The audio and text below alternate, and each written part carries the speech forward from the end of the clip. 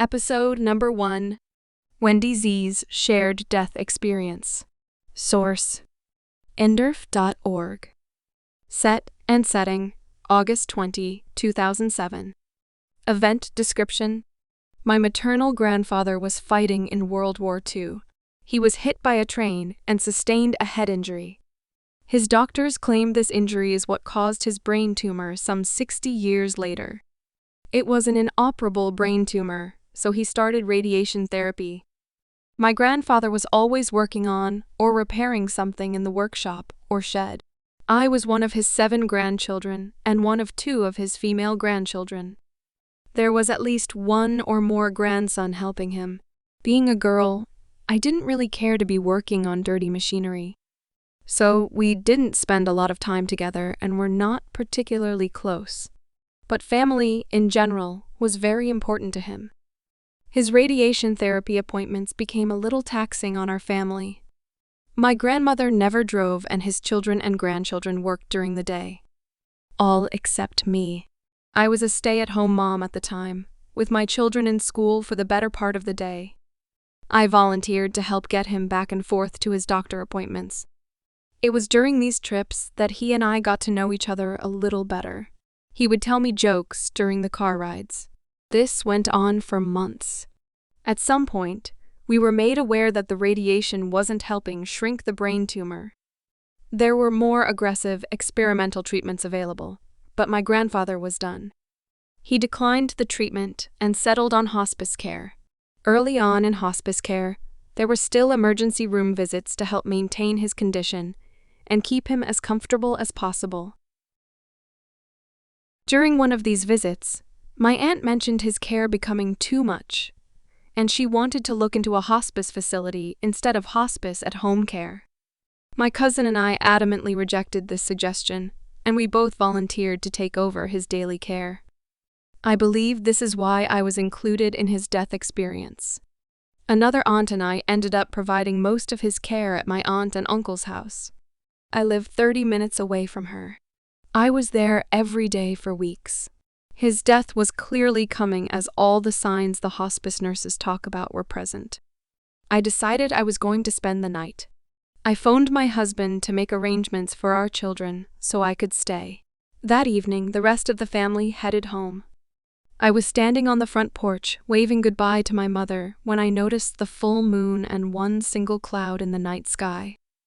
I don't know why this caught my attention, but while standing there, I heard a very strong voice come from inside of me, telling me to go home for the night.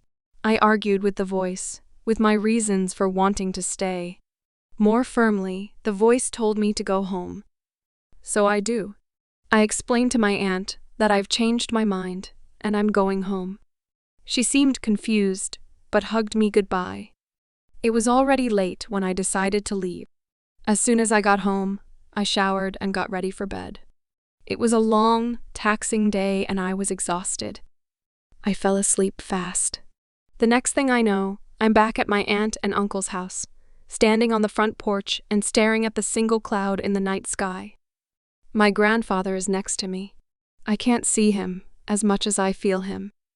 I feel both of us get sucked into a tunnel, along with my grandfather's guide in front of us. I sense him as male, although I see him as light. I can see 360 degrees around me. I can even look down at me and grandfather. In the blink of an eye, we are moving at what I can only guess is the speed of light. The guide first, with my grandfather and I, side by side, right behind him. We are moving incredibly fast, and the tunnel is long and winding. You can liken the tunnel to being on a super fast, winding roller coaster. The tunnel is very, very long. At each turn, I think we will be at our destination, but we keep going. I remember feeling like a small child thinking, are we there yet? I can see the universe outside the tunnel walls, and the stars look like streaks. It looked very much like warp speed is shown on Star Wars. As I watch, I know what I'm seeing, and that seems completely normal to me. I did not feel like I was somewhere I shouldn't be. I didn't think I had died. Everything that was happening and seeing was completely normal to me. but I was curious what was next. After what felt like a long ride in a short amount of time, we came to an abrupt stop. We are still in the tunnel, and I realize that I can no longer join them. I can't cross this point. I don't see a door, but I feel the tunnel ahead of us opens. My grandfather goes first, his guide goes next, and I feel the tunnel close. I'm suddenly very aware of how lonely and cold I am. I hadn't noticed the warm, comfortable light coming from my grandfather's guide until it was gone. A ringing phone draws me back into my body as I wake up feeling a buzzing sensation. I answer the phone. It's my mother calling me to let me know that grandfather had passed. I said, I know.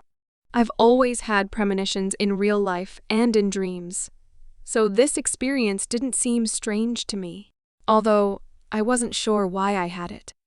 I didn't know it was a shared death experience. Several months after this experience on a Sunday morning, that same voice told me to make dinner and take it over to my parents' house that evening. Again, I tried to argue with the voice. It insisted that I must make dinner and take it to my parents' house with my husband and children. I called my mother to confirm the plans. I did as I was told and took dinner and a cake to my parents' house.